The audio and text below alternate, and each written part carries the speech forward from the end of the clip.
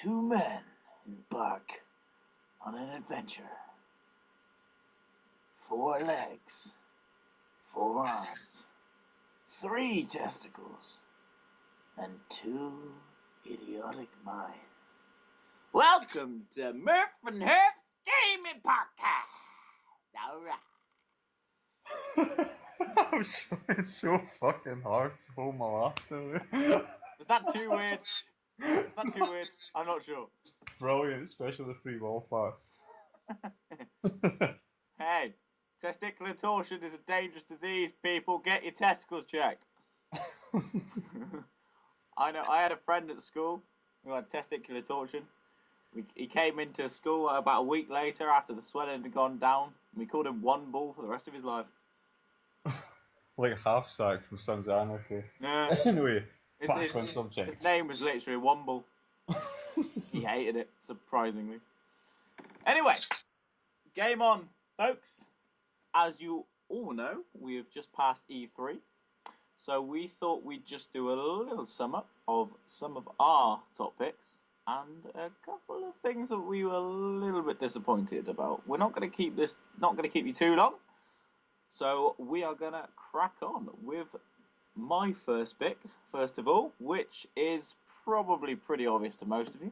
It is Battlefield 1, which is epic. There's no other word to describe it. The game that ruled E3 2006. 2006? 2006? Wait, Murph, we missed E3 by a week, not 10 years. Hey, I'm tired, man. I've been up for like 14 hours. Shut your mouth. 14 hours? That's not I've that long. I've been up since 3 in the morning, and it is now coming on at 9 p.m. See. So long doing that. What? Sorry, I didn't hear that. Anyway, so, yeah, I don't think we have ever really seen anything like it, especially in console gaming before. Oh, yeah. The scale, is it 60 players in a match? 64 players, the same as 64 Battlefield 4. players, yeah. You've got aerial vehicles, biplanes from World War One. You've got zeppelins, which is something I don't think we've ever really been able to operate in a kind of first-person shooter, which is Or shoot down. no, exactly, or shoot down. And then the metal framing from inside the zeppelin, which obviously can't be burnt by it being shot down, actually becomes part of the map and stays there, which is another, Battlefield's got its destructible material. Just completely unscripted. Yeah, it's amazing. It's absolutely incredible. It's not like Siege of Shanghai from Battlefield 4, where the building always fell in the exact same place. Yeah, exactly. It'll fall anywhere. If it lands on you, you're fucked. It's brilliant. It's absolutely brilliant. I'm so looking forward to Battlefield 1. I can't stress that enough. It wasn't the game I was looking forward to most when I went into E3. Coming out of it, it is probably the game I'm looking forward to most. I would like to say that they did show off a hell of a lot of footage for it. I mean, they had the whole, the full games that were played at the event. I mean, if anybody is really interested in the game, you'll remember watching and you saw quite a lot of celebrities there, like Jamie Foxx, Snoop Dogg was Snoop playing. Dogg actually playing while smoking a spliff, man. I am blunt that was just hanging from his mouth. It's classic Snoop. I think Ted Cruz was there as well, wasn't he? Yeah, Terry Crews. Who else? Zac Efron. I've seen loads of people playing it. Aye, but he was just watching from behind the guy. He was commentating, wasn't he, on part of it? No, he was just shagging the guy secretly in the middle of the fight. Well, we all know that haircut means something. Yeah.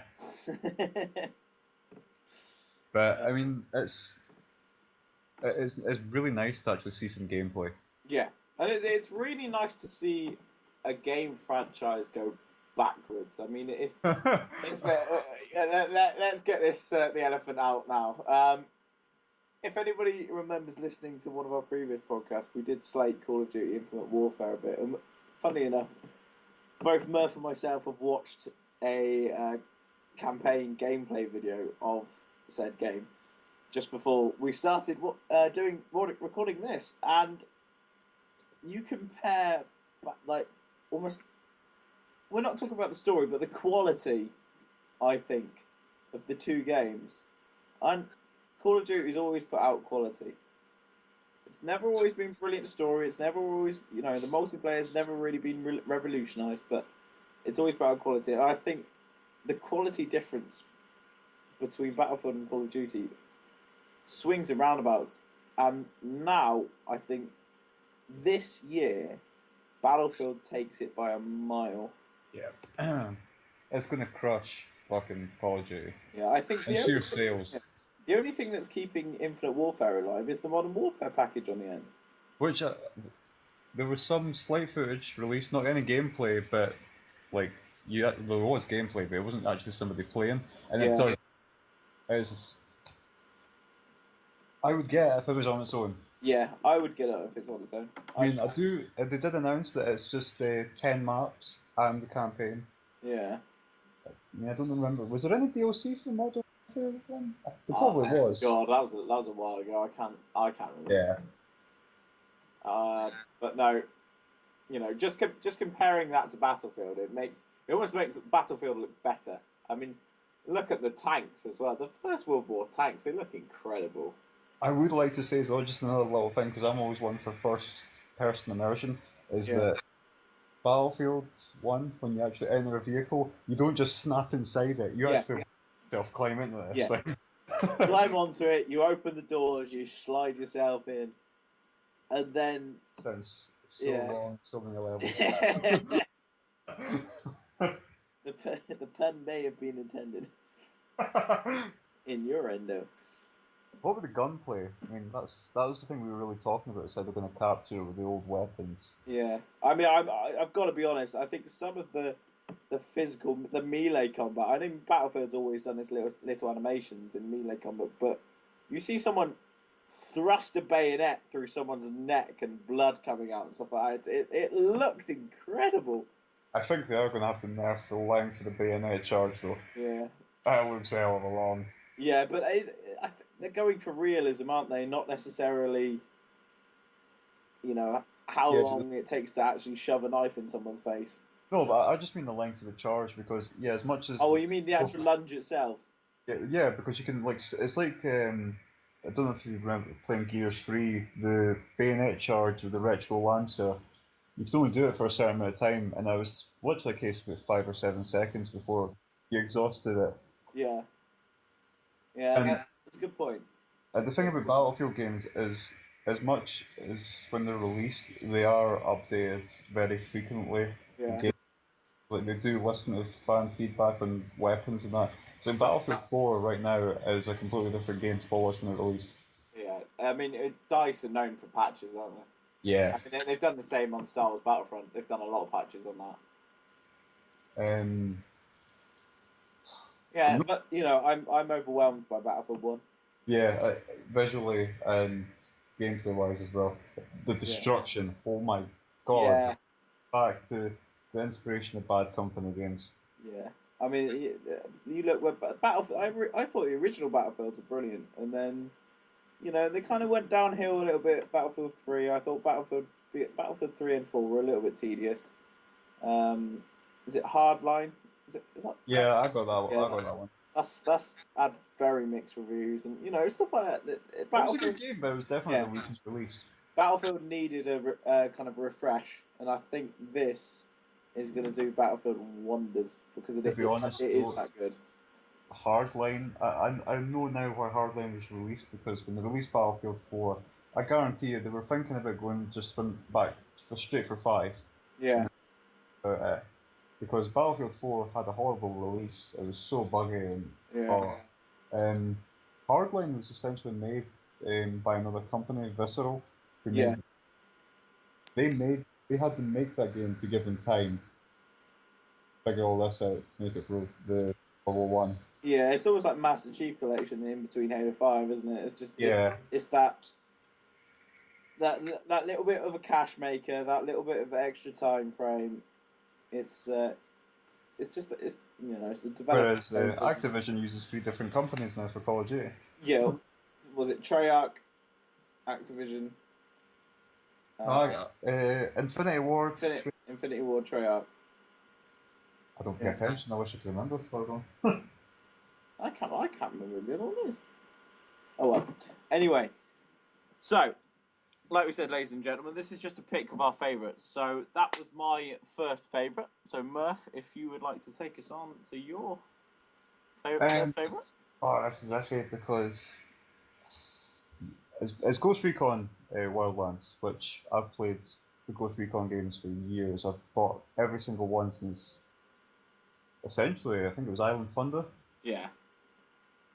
Out of the whole Tom Clancy, out of the three real games where you get Splinter Cell, Rainbow Six, and Ghost, I've always been a big Tom Clancy fan, especially Splinter Cell. That is one of my most favourite game franchises of all time. And if anybody remembers last E3 when they released the announcement trailer for Wildlands, it looked too good to be true, and it still does. Yeah. I'm kind of worried that it's going to happen, like it's going to have the whole Watch Dogs thing happen to it, where they're showing you this gameplay, and when the final product comes out, it's nothing. Too much hype, not enough proof. If they can pull this off, I will. If I could see enough evidence, I will definitely be pre-ordering the full edition with the season pass. Yeah, I after the gameplay I've seen from E3, I watched that cooperative mission of them trying to take out that guy who was putting stuff in acid and all stuff like that. Yeah, putting the bodies in acid. Yeah, dismembering bodies and putting them in acid. After seeing that gameplay, I am buying that game. I'm buying Battlefield 1 and I'm buying Ghost Recon. That's two sales that those two companies have made already. I'm definitely, I'm probably going to pre-order them both. It's the perfect game for me because I love military shooters, I love free roam games, and I will always, above all, love co-op games more than I will love competitive. Yeah, I was going to say, there's a brilliant cooperative kind of aspect of Oh yeah. It's the fact as well that you're not restricted. I mean, you could be on one end of the map and the other three could be on all three corners. Yeah. You know, one could be sniping from the far corner, one could be in a chopper, you know, one could be on a bike, one could be in a van trying to ram off the road. You know, it's brilliant. I don't know if it's 100% announced, but I have heard a lot of rumours that the Gunsmith is coming back, and Horth has probably heard me go on about this forever. Oh, yes. Gunsmith is gun porn, essentially. You could create, I can't remember the exact number, but there's millions of different combinations of firearms you could pick. Yeah, is it something like 20 million, isn't it? Yeah. Combinations. You basically got like a certain amount of weapon models, and you could change every aspect: stocks, triggers, gas mechanisms, barrels, scopes, underbarrels, everything like that, and it was insane what you can make up with it. Mm-hmm. But my only gripes about it is, like I said, Ubisoft have been known with certain games to downgrade things from announcement to release. I mean, The Division, while it is a good looking game, it's not what they showed us very first announcement. Yeah, the first announcements of that game, I was very, very excited. After watching more and more of it from release, I didn't bother buying it. I think that's just because it was more their challenger of Destiny. Yeah. And I think Tom Clancy was the wrong franchise to use for it. Yeah. I mean, like I say, Tom Clancy's always focused on realism. It's close, but it's a strange way to take it. A Tom Clancy game, very strange way to take it. Interesting story. The story's really interesting. Yeah. The whole gameplay where basically you fill a guy with a full clip an assault rifle. Yeah, that's what. I don't care if he's a high up boss or something. He should die. Yeah, especially in a Tom Clancy game. Yeah. I mean, you could put Splinter Cell realistic and still get kills against Juggernauts easier than that. Which is that's a challenge in itself. No, I think another thing for it as well to include for the Ubisoft thing is Rainbow Six Siege. It looks nothing like what they first announced with the gameplay. No. I mean, don't get me wrong. I really like Rainbow Six Siege. I really do enjoy it, but it's a hard game. That's true Tom Clancy. Yeah, that is a very, very, very true Tom Clancy game. There's a lot of tactics. If you're playing on your own, you're screwed on Siege.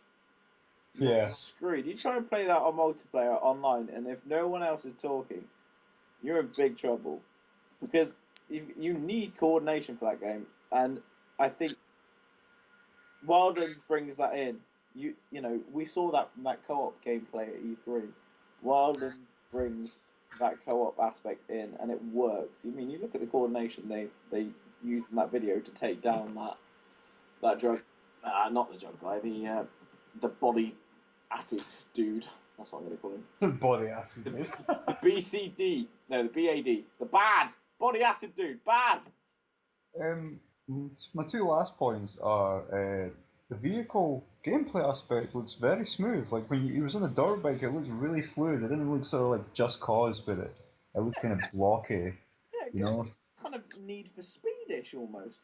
Yeah, I mean, Obviously you're a little bit more able to do damage to stuff, but the actual driving itself looked very I Need for Speed. I put it on. I will say though they have to make the player movement just a little bit more organic. Yeah. It looks. Yeah. The other thing I was going to say, last point on Ghost Wildlands, is that when you're playing tactical shooters, you're trying to work as a team. But the most annoying thing especially when you're playing stuff like competitively, is you're setting up all these plans like on Siege and that, and when you pull them off, oh, it's amazing. Yeah. That only happens like what 5% of the time. The other 95%, somebody dies and just the plan goes to shit. Yeah, I mean, I completely resemble that last night. I think I had a game on Siege, and we were in the aeroplane. We were defending the biohazard, and I said I'd go upstairs to shut off the kind of the floor explosion, the entry point. Yeah. From the ceiling, from the roof, and I went up there, checked, it was clear. Started moving towards the cockpit of the plane, and somebody had come round behind the other side of me, and we'd gone towards other ends of the plane, but he'd come into the centre, gone straight to that entry point, put a breaching charge down, and all at this time I'm walking towards the cockpit to just check the corners, check the entry points over there, and well, let's just say my whole team got annihilated, and then when I walked around the corner, he just managed to headshot me before I even got a shot off. So even when you're coordinated and you've got a good plan, idiots like me sometimes drift off. So I think as well. I mean, you're maybe playing the special forces soldiers, but in reality, every single one of you has been like bred on generations and generations of shooters where yeah. you're all just cycle and you don't care about dying. It's not like No, you don't get that feeling. Is oh you gotta wait 5 minutes until the round ends. There's no fear of death. Yeah, there's a slight fear because it's single life, but Yeah. that's where I think co-op games can do a better job because you're essentially fighting. Okay, the AI might not be like dumb, but Dumb. you're fighting drug cartels. You're not fighting like special forces soldiers or anything. Yeah. SAS But versus Delta 6. I think that's probably it for Ghost Recon. But we both decided to put one game we're disappointed on. Harf, I want you to go for yours first because this is interesting actually. Yeah. It's difficult really because I'm a big Star Wars fan. I'll put my hand up to that. I've always Nerd. Yeah, shut up. Star Wars has always probably been my favourite sci-fi franchise ever. From growing up, film-wise especially, prequels. But the originals were amazing. And we always grew up dreaming of lightsabers. Now, every time I see a Star Wars game come out, I get excited. Now, this is my big disappointment with E3 this year. They announced, well, they semi-announced that there's a lot of Star Wars games coming, and it's more than one, isn't it? It's more than one. It's multiple. Whether it's Battlefront 2 or who knows? That's the bloody problem. It's like a teaser trailer, but they haven't really teased anything specific. Which is I think it's just the insane. Star Wars franchise in general and a gaming aspect that they're teasing. And well, that's the thing. Since EA got given the contract to all the Star Wars games, they got it for the next 10 years, and apparently EA is hoping to pump out at least 4, possibly 5 Star Wars games Oh in that no, 10-year period. they're Well, going 20th Century Fox in this. 20th Century Fox. they're going for like Call of Duty. That's what they're doing. No, but 20th Century Fox basically gave Sega a 10-year deal with the Alien franchise, and we got 2 games out of it. Got Well, Cold, which is a fucking disaster, and then we got Isolation, which was a masterpiece. yeah. Well, apparently they're aiming for a minimum of 4, hopefully 5 games across a variety of Star Wars aspects, new stories. But this was the problem with that bloody E3 trailer. It was 3.5 minutes of developers talking generically about Star Wars. Yeah. Bloody R2D2 sat in the background with me. I mean, thank you very much, EA and Lucasfilm and fucking LucasArts or whoever's still involved in making Star Wars games now. But it was the worst tease I've probably ever seen. It hardly teased anything. You got about 10 seconds of in-game engine footage that looked relatively promising of some guy walking out of what could be a cantina or some house on yet again Tatooine, and then some TIE fighters flying over, and there's so much to tell in the Star Wars franchise. I mean, I wouldn't be surprised. I just wish they made up their bloody minds, told us about it. I really wouldn't be surprised if it was a Second Republic Commando. I think that's a great idea. Apparently that's doing a fighter game. Yeah. Full-on fighter game. Yeah, and there's linked to that VR, isn't there, for the... What's this? There's a Star Wars game that I've heard has been in, slight development over the course of quite a few years. Is Star Wars 1313 or something? Yeah, 1313, yeah. It's you're a bounty hunter. And it was officially cancelled before Disney bought the rights to Star Wars. Is it BioWare had run out of money for it, something like that? What, they contracted BioWare for it? Holy shit! I think it was BioWare. It was LucasArts and BioWare. I'm pretty sure that was the two companies. I'm relatively certain it was the same companies that did the Old Republic series. Right. So, KOTOR 1, KOTOR 2, and Knights of the Old Republic. Which obviously was BioWare and LucasArts.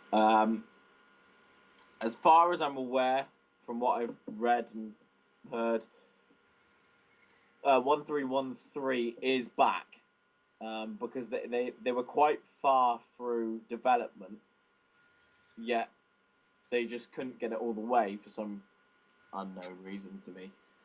But that's something I'm really excited for. And if that is the case, why couldn't they have teased that?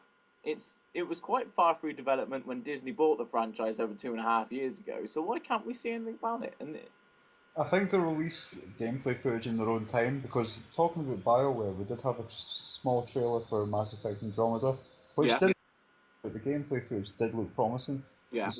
BioWare and Mass Effect, they do occasionally show stuff at E3 for those games, but they will always release gameplay footage in their own time. Yeah. Push it to make up time for an event. Yeah. No, I agree. I think it was just more of a personal aspect where I was just disappointed with... It's just whetting the appetite. It's like, come on, where is it? Well, it didn't even do a great job at whetting the appetite. That's the whole point. Yeah, I mean, when that first trailer came out for Star Wars: The Force Awakens, I was so hyped. As soon as you saw the Millennium Falcon at the end and the TIE fighters shooting at it, I was so excited. I was jumping around in my room. Sorry, I got annoyed at that movie.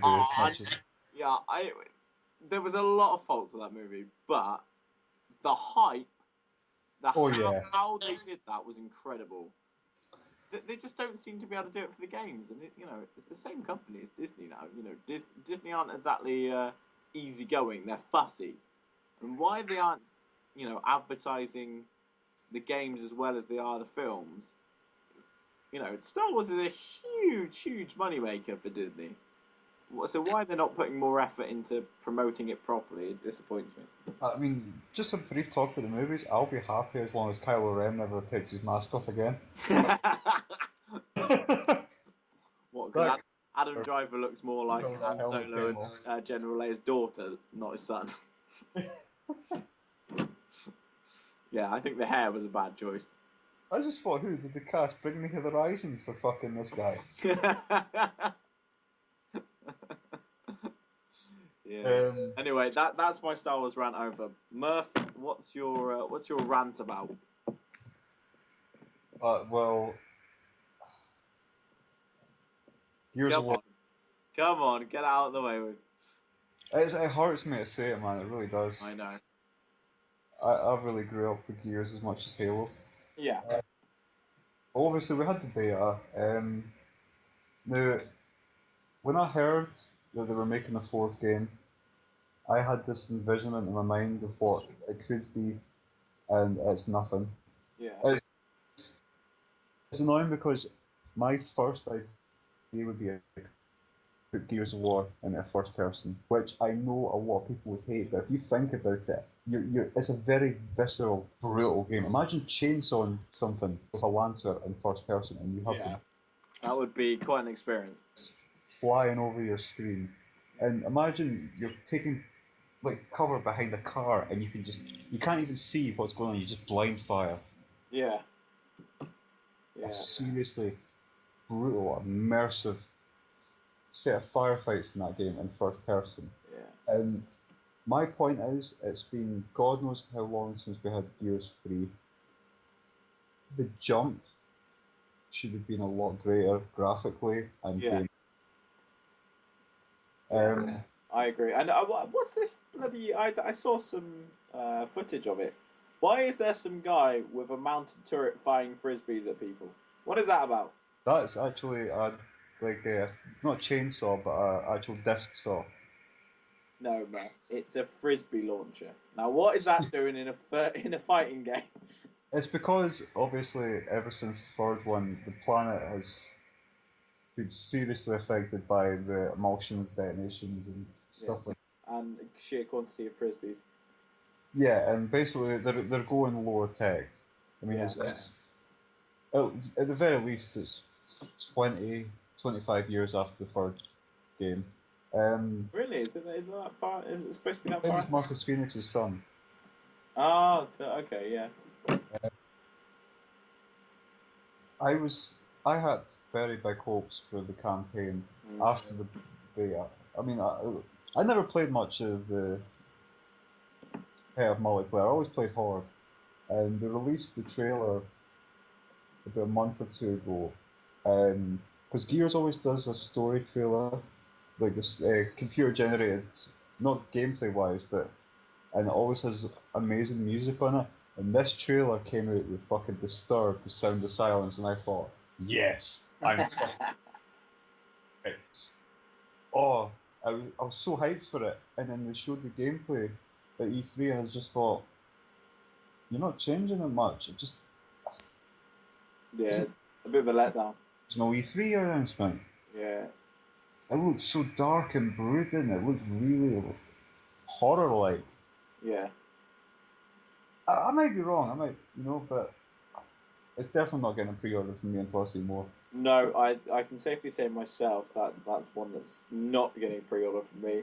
I haven't had a huge background in the Gears games, but I do remember playing 2 and 3 and really enjoying it. I love the chainsaw gameplay. Like that mechanic for melee is it's amazing. I mean, just shearing people's limbs off with a chainsaw is I think the thing it's that quite a thing, really. the biggest disappointment is that if you look at between Halo 4 and Halo 5, we had a good few years. We had a generation jump, and you really notice the difference. Yeah. Whereas between Gears 3 and 4, it's been quite a while. We've had a generation jump, and it doesn't look much different. I mean, Murph and myself talk a lot of crap about Halo, mainly because we are quite good at it, but we play people who are very good at it. Right, I'm gonna make it. Right, I'm putting this shit on the on podcast. I don't give a damn. Right, ever since fucking Halo Wars 2 beta has been out, the servers have sucked ass. Yeah, but we always look back at Halo 5 and we think it is a masterpiece. It is a good game. It's an it is a Just masterpiece. Yeah, the campaign, the story, yeah, okay, oh, struggles, but I could have wrote better. yeah, yeah, it was weak. It was very weak. It was the weakest Halo campaign I've ever seen. But the multiplayer was revolutionary. It was brilliant. The new mechanics, the way it all flows. I mean, other than getting spawn killed on SWAT every single time you spawn, I haven't played Spawn in 3 months.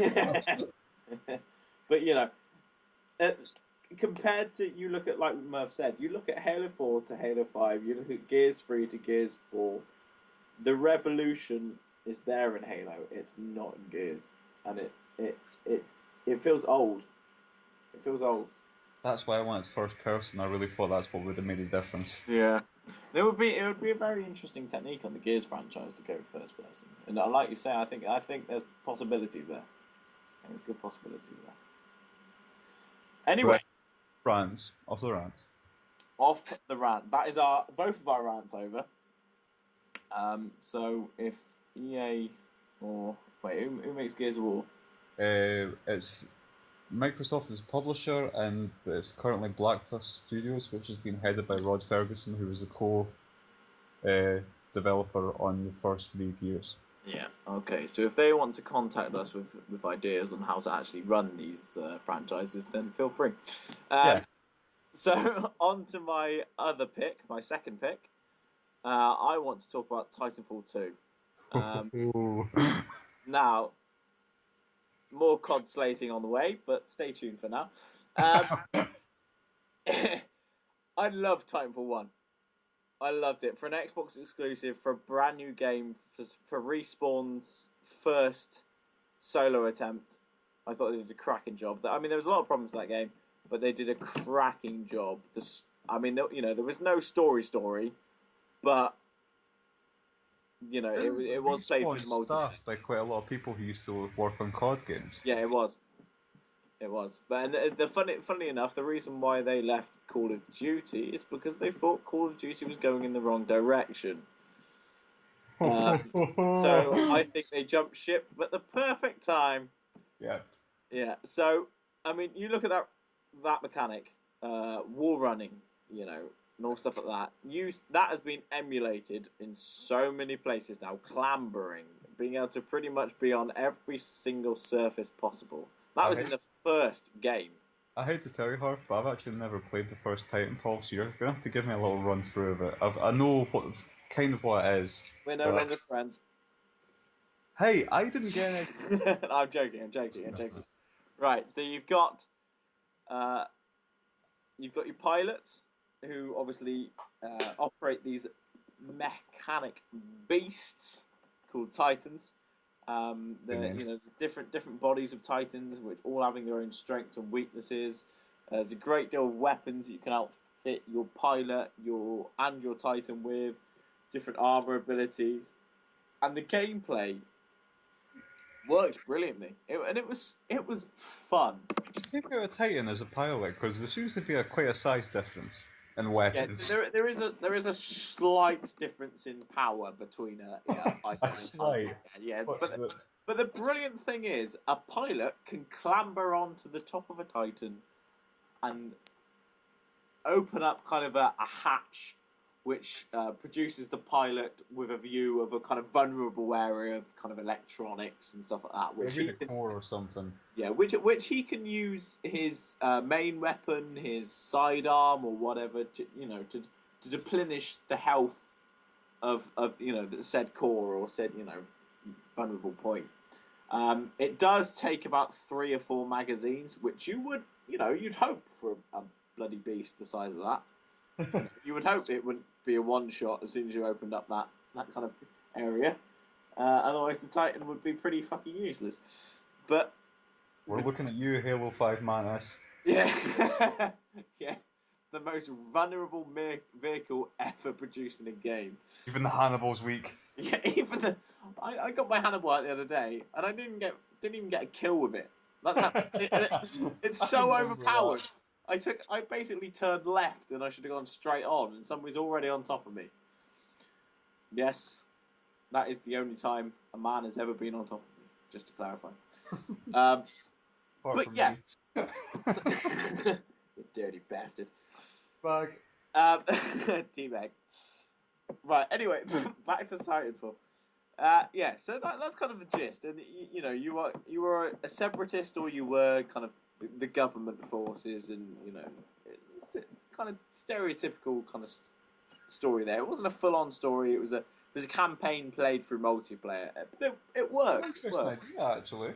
It worked.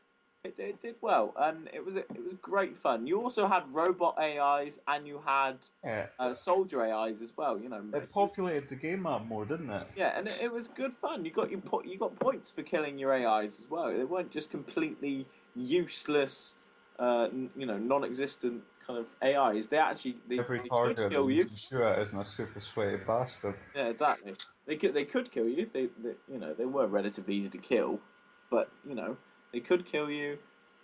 They populated the game type, and it was a lot of fun. Now Titanfall 2 has taken, from what it looks, of Titanfall 1 and just worked wonders. I mean, the extra abilities they put into it, it almost seems crowded, but it looks like it works. It looks I was incredible. blown away by the trailer, the Yeah. movement anyway, especially at the end when there's just so much over the top.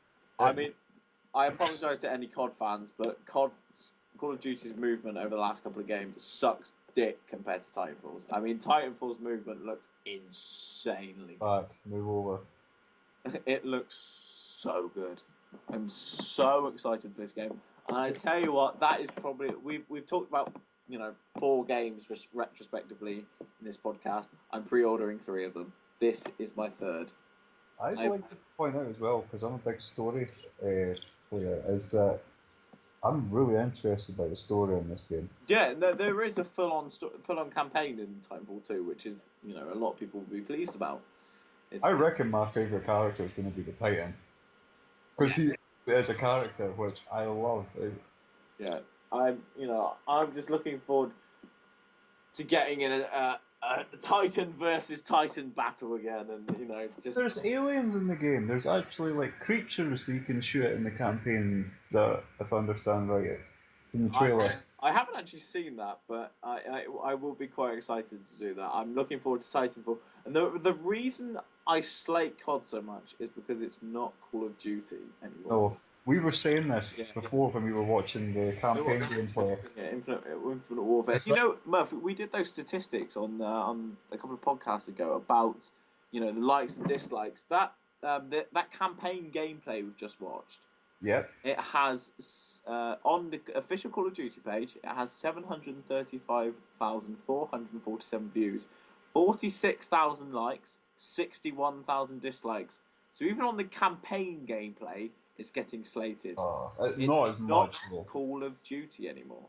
And the reason why I say this while talking about Titanfall is because Titanfall came up with a very original prospect. Then Call of Duty copied some of those aspects in, you know, Advanced Warfare, Black Ops 3, etc., etc. But people play Call of Duty a lot, very competitively. You know what people are like on Call of Duty. You talk shit. 13-year-old kids who like Yeah, screaming. exactly. You know, they're screaming, they're throwing the controller at their sister's baby. You know, all shit like that. It's Titanfall. You don't get that. Titanfall, it's fun. You don't get kids whining at you like, "Oh my god, you're such a retard!" Like, "Oh my god, just go and like suck a dick." Playing Search and Destroy, and you block one of the little shits in the room with the riot shirt. I mean, you can have so much fun trolling on Call of Duty, but it takes away from Call of Duty, whereas Titanfall, it's just fun. It doesn't take itself seriously. It uses crazy mechanics, crazy ideas, and it works. And I don't see Call of Duty's just lost that. Call of Duty is losing its history. It's losing its ancestry. Call of Duty never was a sci-fi game. It was always a first-person shooter where you could, you know, explore a part of history, or a part of modern history, or an unrealistic part of modern times. No, look at Modern Warfare series. Great fun, but still pretty realistic. And it had quite a lot of shock moments in it that really hit home. Like, Yeah, for instance, the No Russian mission.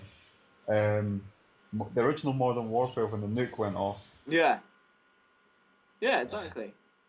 Soap dying, I cried. Yeah, so Had to, no. I right just because, love Captain Price's reaction. Captain Price is such a badass.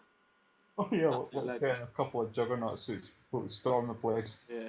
But my favourite mission of the whole Modern Warfare series is you being Captain Price with Captain Macmillan or Lieutenant Price or whatever you are at the time, Oh with yeah. Captain Macmillan in your ghillie suits going through Chernobyl. And that is Call of Duty for me. That is Call of Duty, not Infinite Warfare bollocks. Yes. And they've still not separated Modern Warfare Remastered from the bundle of having it with Infinite Warfare. Yeah, and if any of you folks are hoping for that, who's listening, Murph and myself are pretty sure they're not going to because It's unfortunately their only hope again itself. it guarantees themselves.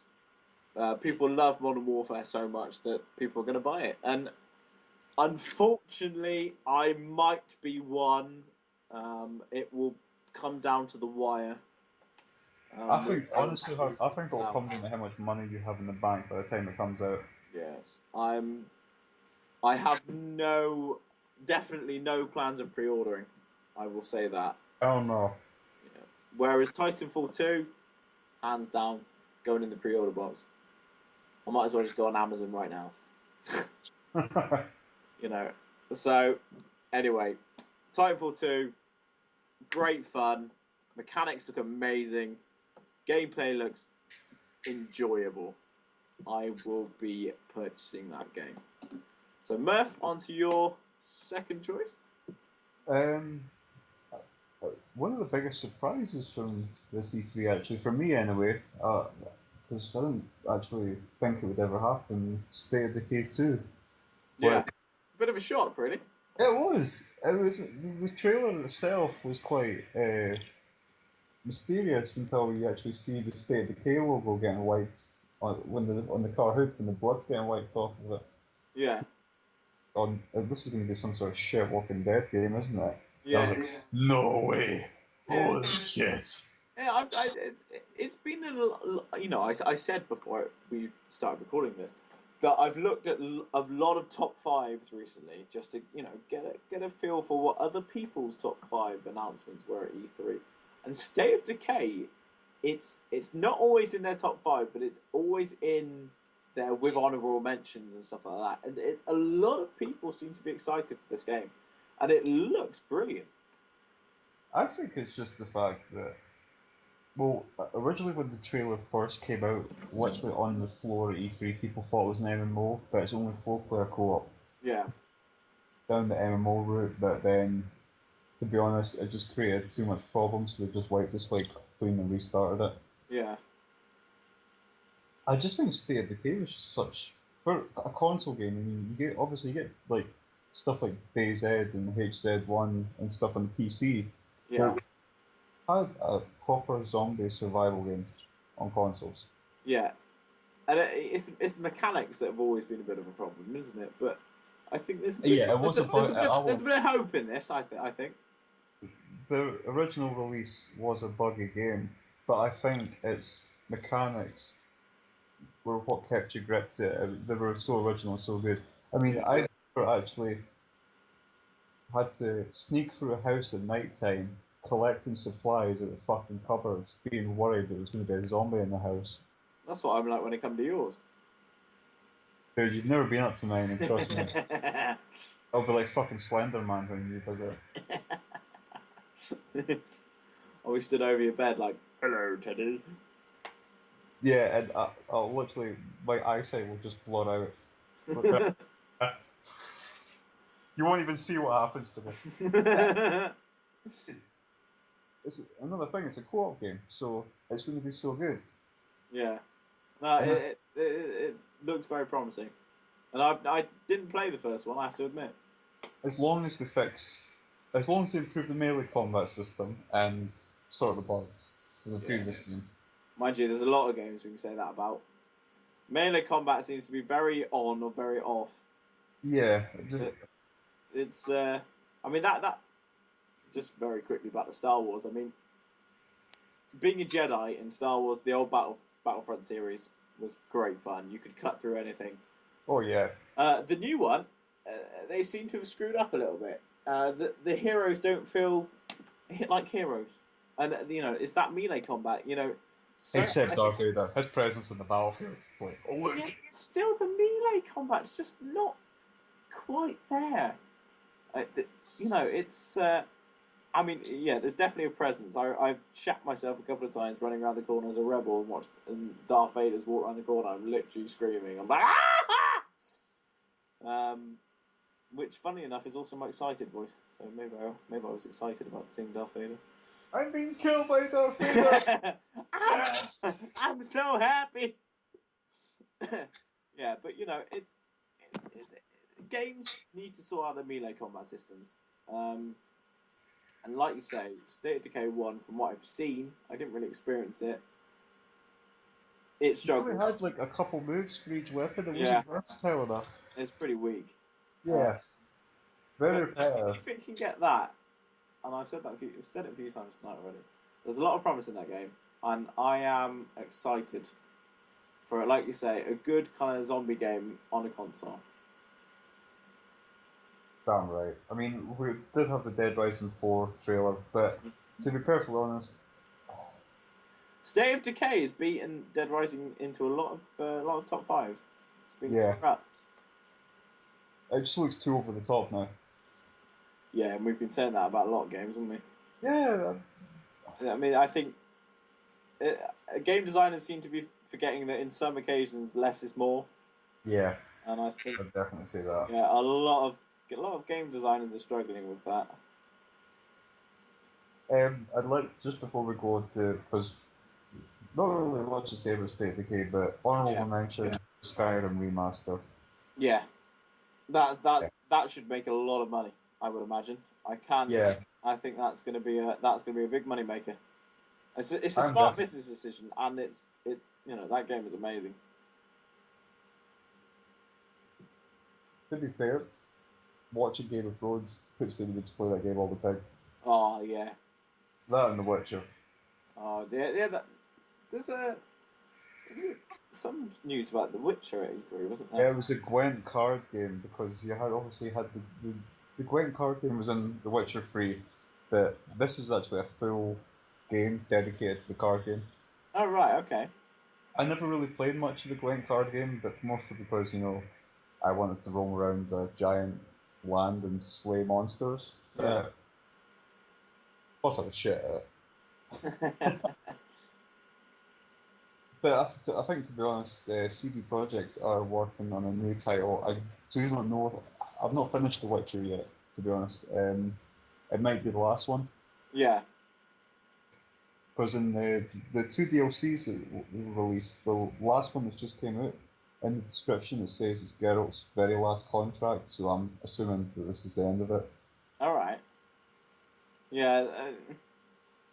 Almost. What It does seem like a bit of a send off, really, doesn't it? It's a hell of a send off. The Yeah. game's incredible. Yeah. It's got a lot of good reviews, that game. You Very still not played it, sexual have as you? well, isn't it? What's that? Very sexual game. Don't want at that point. Why would I say that? No, but it is a very adult game. Yeah. Yeah, it is. Not just for like. There's loads of Hitachis in it. Sponsored by Hitachi. Witcher 3. Right, let's go on to your next one then. But this is your last one, actually. Yes, it is. Ladies and gentlemen, you'll be glad No, to hear I'm not it is convinced. my last. I Last need one. you. You need to sell this to me on this podcast. Oh, watch the trailer, man. I've seen the gameplay. Oh, I think that's great. Take it away. Mafia 3. Now, I have to admit, straight off the bat, I have never played the Mafia series. I caught wind of this game last year, when there was, kind of brief announcements about it coming out. And I was a big, big fan. I was telling Murph about this before we started recording. I loved LA Noire. I love the investigation. I love the kind of effort you put into advancing yourself, advancing your stature. And obviously, LA Noire was Rockstar. But this feels more like the opposite of LA Noire than any GTA game has. And don't get me wrong, I love GTA. But this is, instead of kind of a random kind of advancement in stature, this is you building yourself into the mafia, making your own mafia. God, I've forgotten where it's based. It's New Orleans, isn't it? Something like that. I can't remember. You know that your main character was in the Vietnam War. Yes, exactly. And I think, was it Lincoln? It wasn't Lincoln, was it? It's based in something like that. God knows. I'm not quite sure. You're the one that. This is your. Yeah, I know. I'm forgetting my facts. This is poor podcasting by myself. But anyway, it's that feeling of, building your business, building your stature, building from the ground up. That I got. It's the same feeling I got in LA Noire, building yourself through different ranks in the police and all stuff like that. And to do it as the bad guy just seems like there's so much potential for fun there. And like you say, your character's he's come from the Vietnam War, he's an ex-soldier, he's looking to build himself up now, he's got home, he's his family, it's building up his family and all stuff like that, it's Godfather in a video game. Well, that's what I hope it's going to be. Would you say, though, that you've watched quite a lot of gameplay on it? Because I think I know a fact that you might not know yet about it. Go on, hit me. It's got multiple endings. Ooh. No, I didn't know that. Yep.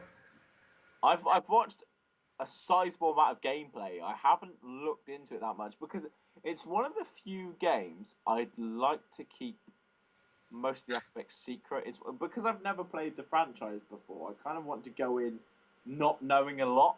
I mean, like I said, I've watched gameplay. I do know that the first one wasn't very widely received, but the second one, the story was meant to be very good on it. Yeah, I've heard very good things about the second one, and I actually looked into buying the second one. It was free on Gold, I'm sure, for a time. Oh, kidding me? I missed it. We missed it. I think it was last year. I could be wrong though. Yeah, but it's one of those few games that I'd like to go in fresh. I mean, I've talked about Battlefield, I've talked about Titanfall, I've played all those games, and I've greatly enjoyed them. But this is a new franchise for me, and it is a franchise I'm very excited about getting into. It just looks so much potential. The gameplay looks very. I don't want to say Division because we slated that, but if anybody played Hitman Absolution, the cover, the kind of cover aspects and all stuff like that. There's almost a little bit of Ubisoft in there. It looks good fun. I'm looking forward to wrecking some police officers and stuff like that in the 1960s. I'm excited. I'm excited about this one. I think it's good buy. I'm not sure when I'll pre-order it. I think this one's my wild card. Yeah, I think you don't actually want to look that much into it to spoil yourself, but then you kind of need to decide whether to buy it or not. Yeah, that's why I'm not going to pre-order it, because I don't know enough about it, but I am, from what I've seen, very excited. I would wait until release day, see the scores, and then yeah, see how many glitches it's got. that's a big problem with games these days. Yeah, so much from Next Generation. Yeah, Next Generation of glitches. Anyway, Murph, how about your third and final pick? Oh, this was a definite one the minute I heard about it. Forza Horizon 3. Holy. Yeah. I'm a big car nut, and I've... good driving game. Yeah, I've had every Forza since 3, and it looks like the second one was... very much just an upgrade of the first one, whereas Yeah, like it's going to blow both of them out of the water. I mean, you never got a proper decent like not co-op mode, but where you could free drive. yeah. This one you can, and from the looks of it, the different terrains that have been shown, the map must be massive. Yeah, it's sizable, isn't it? From what I've seen. Yeah, and graphically it looks incredible. Yeah, And there's it's they've done nothing to wonders say with on it. it because it wasn't much of a. I mean, they did show off a bit of gameplay. What they did show was very like varied in what environments you could drive in and what different types of cars you got. Because really, Forza Horizon. It was always just roads and the occasional bit of off-road, which wasn't designed well. Whereas in this one, they went full on for everything. Yeah, Um, I just think it's going to be. I think Forza's definitely beaten Gran Turismo in the main racing sims. yeah. I think Forza is a very underrated Xbox exclusive. It's Yeah, very underrated. I've Um, spent hours upon hours on a single track, tuning a single car. yeah, comparing Gran Turismo games to Forza games, I'd pick Forza game every time. I'm I'm being serious in that, man. I spent 12 hours on Hajime Kaido fucking car. I spent 4 hours on cleaning my spark plugs. Literally, when I switched the game off, I could still hear in my ears. It's been changing his gears ratios to get higher rev counts. Oh yeah. So fucking everything, even the little aspects of the suspension. Well, Horizon's more an arcadey version. I do hope to still give you the tuning aspect. Yeah, I mean, it's another game, and I've said this a few times, that's got a lot of potential. And this is a big thing about E3. It shows games. It doesn't necessarily show games full. It shows potential. Yeah, There's very few games that, you know, even games that we don't like, they're going to try and show as much potential in them as possible, aren't they? yeah. Otherwise the game designers have done a terrible job.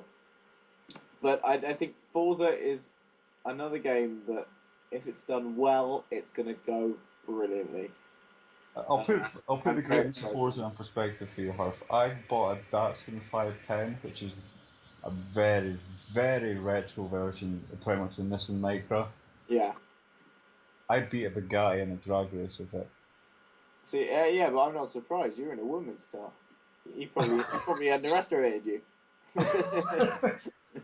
Yeah, I kept the outside completely standard, and this thing just tore it up. And just to clarify for any female viewers, that was a joke, and I am not sexist in any shape or form.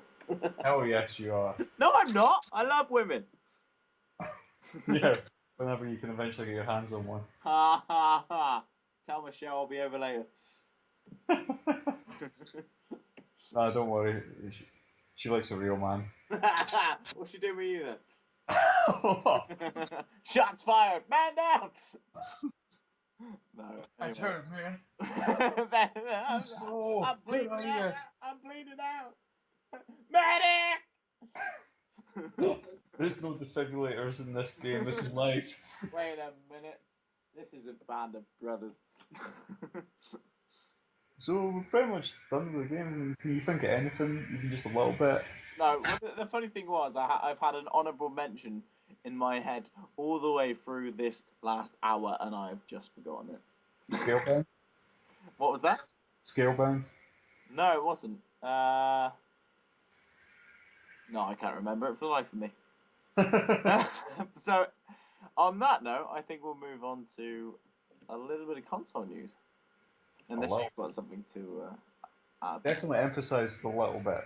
Yeah, just a little console news.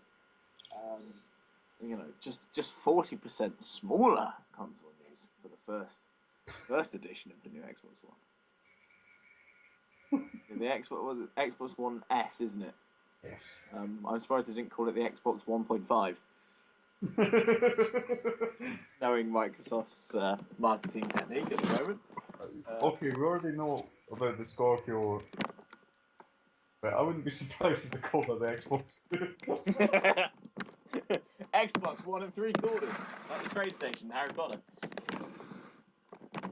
How are you doing, man? It seems like you're raping the microphone. Oh, I'm sorry. I was moving. I was moving. Not mooing. Moving. No. Yeah, You know, I've had cats in the house recently. Somehow a cow has got in, and I'm trying to usher it out. yeah. Harv's house has been assaulted by cats right now. It's quite Yeah. funny. There's pussy everywhere. Hashtag sex joke. So yeah, the Xbox One S it is smaller. I mean, it is. Oh, another interesting aspect is you can actually stand it up vertically. Yes, I and think that's the way it's meant to be, actually, isn't it? yes, you've got that kind of slip-on frame. It's like an Xbox condom to support your needs. Um, Which, to be honest, I'm sorry, but I've got the 360, the latest 360 before the next to the Xbox One, and the Xbox One is massive compared to it. yeah, but this new Xbox One S is actually the smallest Xbox ever made. Really? Yeah, yeah, it's smaller than the 360. It's smaller than the 360 Slim. You know, and all stuff like that. So there's a bit of progress here, and the power block is inside, ladies and gentlemen. The adapter is internal, I don't finally. actually know, but what's the memory capacity on it? There's a 2 terabyte. There's options between a 500 gig, 1 terabyte, and 2 terabyte hard drive. So you can fit 2 terabytes in there, Yeah, right? yeah, and you know you can buy it with the 2 terabyte hard drive, or there is an internal option to put 2 terabyte hard drive in as well. So you've got options there as well. Microsoft is giving you options. Yeah. Exchange I'm sorry, I just laugh at their options. options, Oh options. yeah, we'll Choose give you. eight Here's an million Xbox different One. colors of your controller. It's the standard Xbox One with 500 gigabyte hard drive, but basically you'll only ever be able to play 5 or 6 games on it at the same time. Hey, What's I that? I bought a 2 terabyte hard drive for mine, and A mine. small story and a slightly big multiplayer. Here we go. It's like fucking 70 gigs or whatever now. Yeah, that's Halo, isn't it? Halo came out at something like 40 odd gigabytes. It's now 81. I want to know when we eventually get GTA 5 on the Xbox One, what that's going to be in the hard drive. I uh, really. Hundreds of gigabytes, hundreds. The Master Chief Collection was 100, wasn't it? Yeah, I'm not sure it's that high, but it is high, It's very high, very yeah. high. I mean, but mind you, that's only because the 6 billion patches they had to do to make it work. Yeah, it's literally 20 gigs and like the other 60 is just patches. Yeah, pretty much, pretty much. It only comes in white, doesn't it, the new console? Yes, yes, but I suppose the current one only comes in black, so you know, Racist. yeah. So for any racists out there, you're getting your dream come true. KKK's just found a new mascot console. Oh Jesus! Sorry. Does that mean they're going to start burning the old ones?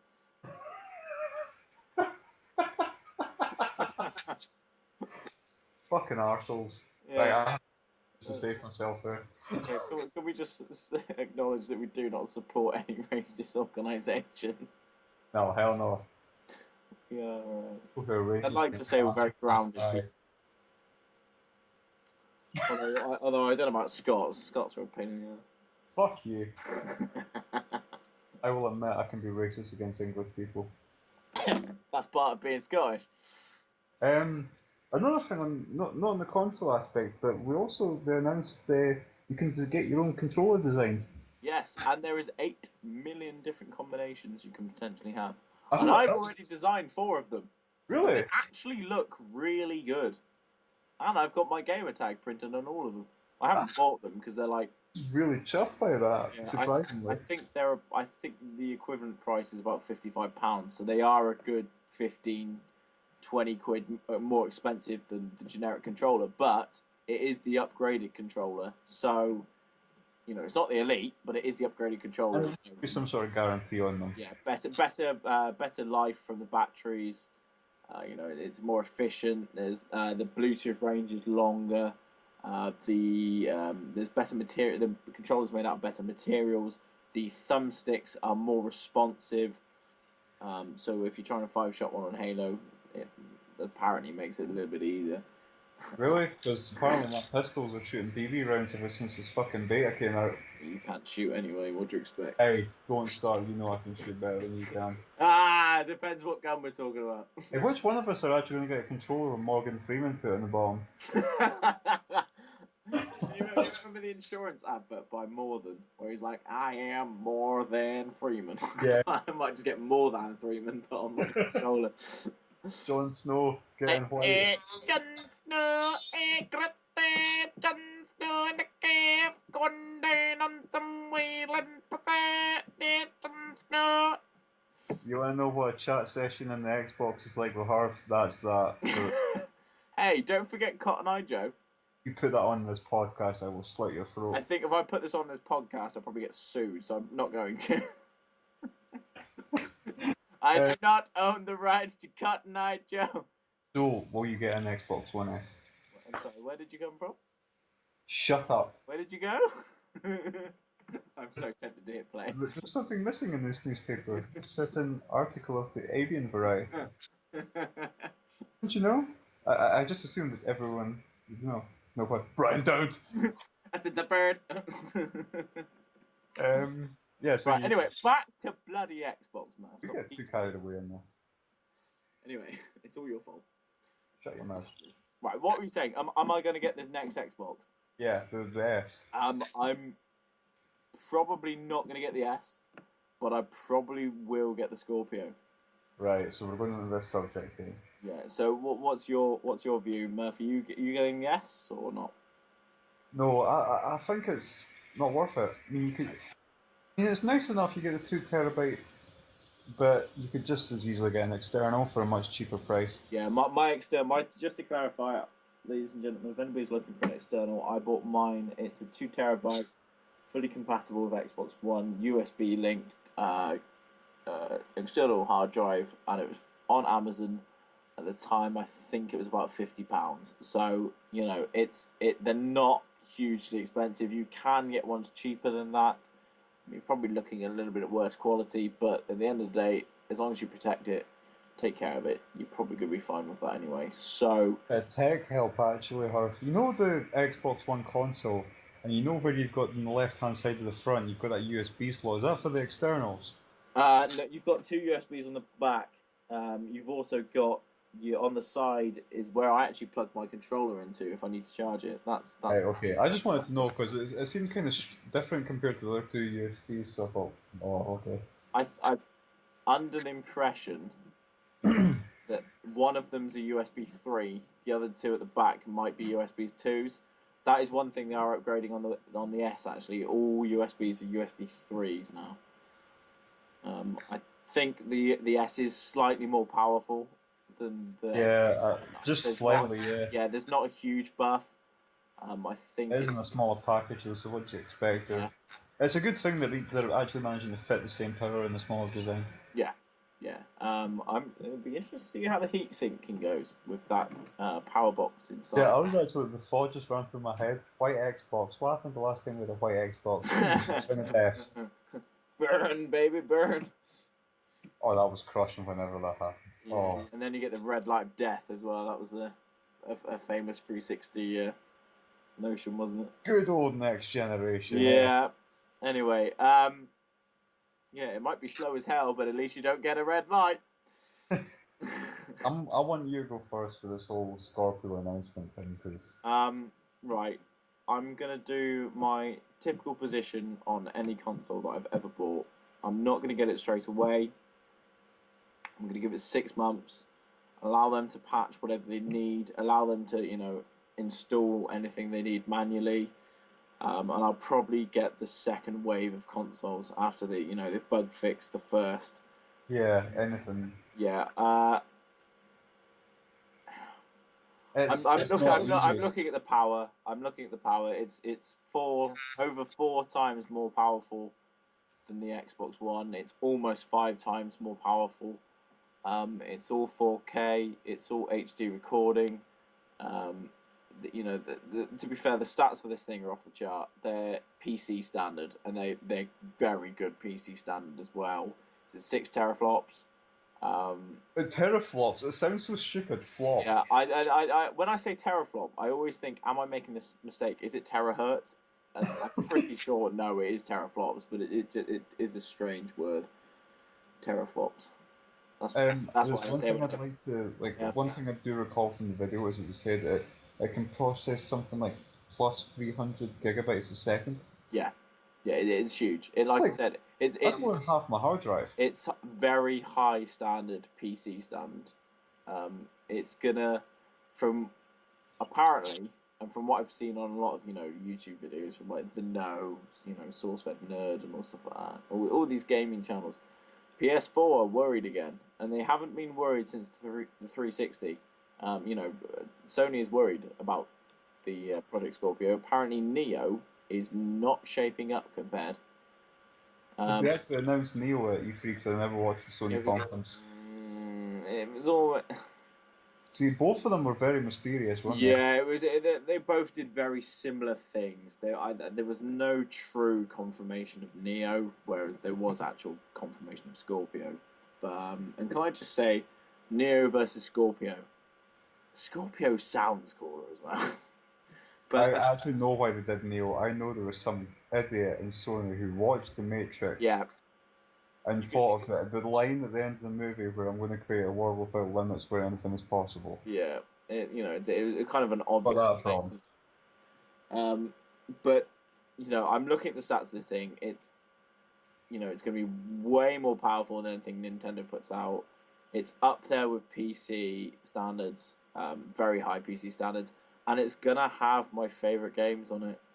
It's compatible with Xbox One as well, which is something, backwards compatibility straight away. I mean, I I don't don't. understand this aspect of it, okay? I'm sorry. Basically, anything that they're releasing for the Scorpio, you can play on the Xbox One as well. It's like, I don't see the point in buying it apart from if you own a 4K telly, which Yeah, we both discussed costs upwards of £500. yeah.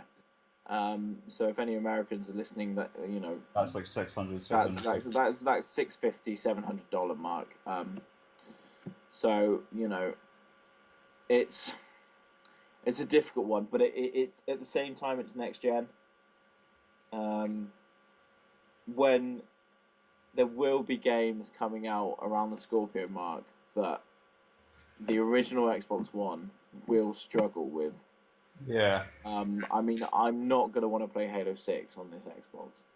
I'm not. I mean, I love this Xbox, even though it's a pain in the ass. It's slow and party chat crashes consistently. But I'm not going to want to play my more competitive games or my favourite games on what will be considered in 2 years' time a weak platform, and it will be considered. Look at the Xbox One S. That Microsoft knew they were in trouble. They needed to bring out something just to update it, and I think the Scorpio, even though, like you say, Muff, what is the point? I think the point is that I think the Xbox One, how it is now, before S comes out, is going to be too outdated to really play, and it's more of a technical advancement than a logical one. So that's my take on it. But like I said, when that second wave of Scorpio comes out, probably early 2018, because the Scorpio comes out fall 2017. Early 2018, when that second wave comes out, that'll be when I'm placing my order. I just think that it's annoying. Recently, or when our gaming careers or lives, generations came out every, what, 5 to 7 years? Yeah, I mean, you look at what was Xbox 360? Was that 2000? Was that 5? Yeah, I think I could be wrong. 2005. But you think about that, the Xbox to the Xbox 360, that is only 4 years. That's not as long as it seems. No, Whereas Xbox One came out in 2013. Yeah, I I mean, just that don't. does make it 8 years between 360 and Xbox One. But you look at 2013 to 2018, 20 end of 2017. That is another 4 years. So that is original Xbox lifespan, but I completely appreciate your point that it is fast. I don't want it to come to the point where not even this generation or the one coming, but they're just gonna keep going at like every 3 or 4 years because I've just got my Xbox One last Christmas, and there's a lot of people who just can't afford those constant system upgrades. Yeah. I do, like, I mean, I know folk who've had to save up a lot just to get the Xbox One now. But It's like we're not all made of money, and no, the thing is, agree. and the whole thing about 4K is like we said, 4K tellies are expensive. It's like even though we have said that by the end of the next year, the 4K tellies probably will come down in price. Yeah. I think apparently on average for a TV, you're looking at £150 drop a year on average when a new technology comes out. So if you look at that, say a year and a half time, you're looking at about 200 quid off, 225, something like that. I do kind of understand where Microsoft is going though. I mean, I do think they essentially want to. Well, right now, console gaming, Nintendo are out of the picture. It's between. Yeah. I think Microsoft want to phase out the Xbox One and just forget about it because that's their loss. I mean, the original Xbox beat PlayStation. 360 ruined PlayStation. Yeah. Xbox One, I wouldn't say it's lost. Well, it has, but it's not. Yeah, figures wise, it's lost, but you know, ability wise, gameplay wise, it hasn't lost. I mean, there's a surprising amount of games that play better on Xbox One than PlayStation 4. I mean, that surprised me when I saw the footage of said games like Assassin's Creed Unity, for example. I know we're talking a year and a half old now, but frames per second on PS4 averaged 22 somehow. On Xbox One, that averaged something like 27. So even though the PS4 has got more power, some games actually play better on Xbox One, which is quite surprising. On one aspect that you were talking about, where people have basically heard that Sony's quite nervous about this new one. Yeah. Recently, we had cross-network play on Rocket League between PC and Xbox gamers. Yeah, and that's confirmed for Halo Wars 2 as well, which will be one of the first big releases that is released with dual compatibility.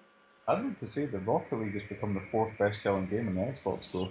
Yeah, I mean, look how much fun it is. Yeah. The amount of own goals I've scored is amazing. I think I've scored more own goals than forward goals. The thing about the cross-platform thing is Microsoft have openly admitted they're willing to cooperate with Sony, but Sony have not. Yeah, but that's the brilliant thing with Microsoft at the moment, because they have the PC market as well. 90% of the PCs on this planet, and I mean 90%, that is a relatively accurate figure, are Windows. Apple's percentage is actually a lot smaller in the PC department than it seems. I mean, I think it's wishful thinking, but I think Sony are trying the hardest to hold on to the high ground as long as they can because, like you said, they're nervous about the new Xbox. Yeah. I mean PC have led one generation of Xbox. Xbox is, if you still look at it, it's still 2-1 up. Yeah. Most definitely. I'd be as much as I'm interested in hearing about the console, it's the controller I'm really interested in hearing about. Yeah, you look at Xbox's history, you look at PlayStation's history, I doubt the controller's going to change that much.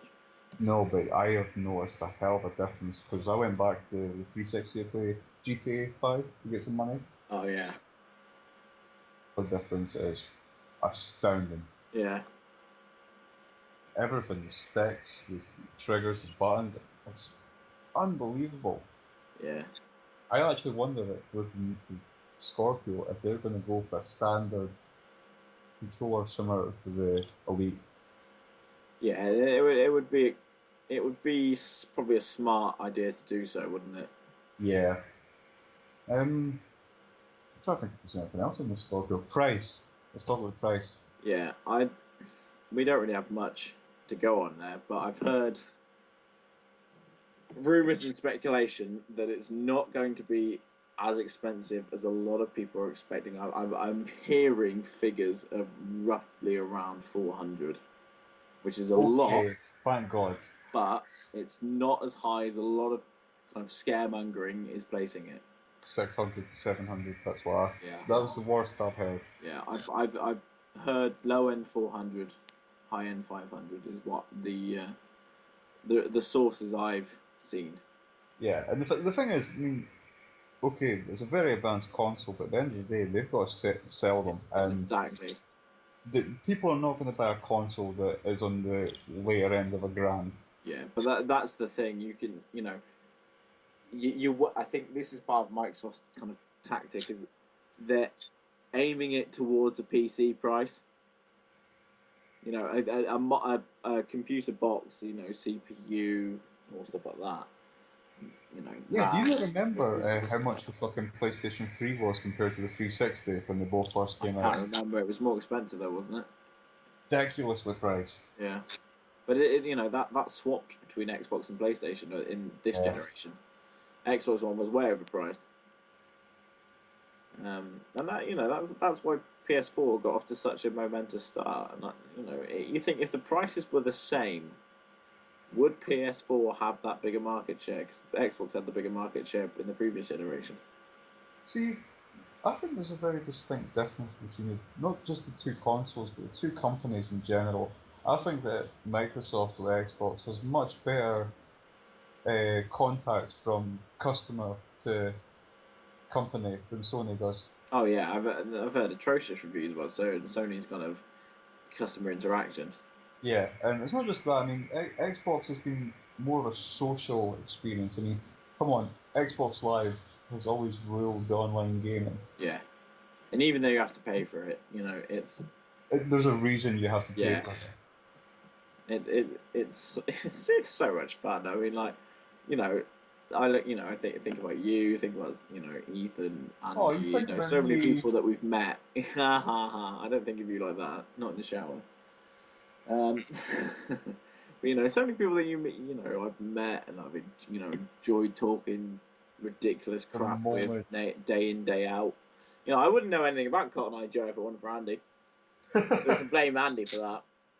Right, I'll blame him when we get back on And we can tease Ethan and Andy that they've both had a mention now. They've had a shout out. Yeah, we'll need to get them on one day. Yeah, so now we need to charge them for having a shout out. Yeah. What you thinking of tenner? My free copy of GTA. Tenner each, yeah. So that's 20 quid each. Yeah, he's still not sent me that copy yet. He fucking needs to send me that. I bet he won't. He's probably making it out. It's an envelope and a postage stamp. He probably said it while he was high. Probably doesn't exist. I was probably scratched the fuck. Yeah. It's probably been snorting cocaine off of it. That's probably the problem. It's been cutting cocaine with it. It's been grinding up some lines with it. It isn't technically card because it's not a credit card. He rolls it across it. Yeah, him and Dink both snorting off of it. Wonder his dish tray is fucked. It's full up with coke. Just to clarify, ladies and gentlemen, don't do drugs. We don't condone them. Drugs are bad. Okay. Drugs are bad, man. Drugs are real bad. I think we've pretty much covered everything. I think we are pretty much finished. I mean, ladies and gentlemen, that was our top picks and a little rant from E3. We appreciate there are a lot of other great games shown at E3, but those are some of the ones that we are most excited about. Not that's not necessarily the games that we think are going to be the best overall. Those are just personal kind of choices. So I have to make a point. I do apologise for the space in between the releases of the podcast. It's just that it's finding time that we can actually both sit down for an hour where pretty much want to play the Xbox. Yeah, Murph spends a lot of his nights on street corners, so he's got that business to run. So yeah, I know. It's getting tight now, man. It's getting really tight. Yeah, I bet it is. No, I bet it's getting loose actually. Anyway, Harsh been like porn, like webcams. Mate, I work for one of those companies. I'm a sex operative. Next episode then, so are we going to continue with the Halo? We've got our Halo series to continue with, and ladies and gentlemen, there will actually be some gameplay on this one. Instead this episode right now that we're of doing. well, definitely Halo 3. I'm debating what to do with the background on this one, and we've just had images on the first two just because of some editing limitations. But now we're a little bit more operative, so I hope there will be some background content for you to I'd like to say watch at your that leisure. Harsh, the guy, when this does come out, he's the one to be doing all that. So props to you, man. Yeah, well, you know, for the first two have just been a lack of time for managing to do some editing. So hopefully I can get some. As long as I don't get sued for it, hopefully get videos of gameplay of the games we've talked about. That's my hope for this podcast. Yeah. Anyway, so I think we'd just like to say thank you for listening once again, and hopefully come back and see us next time.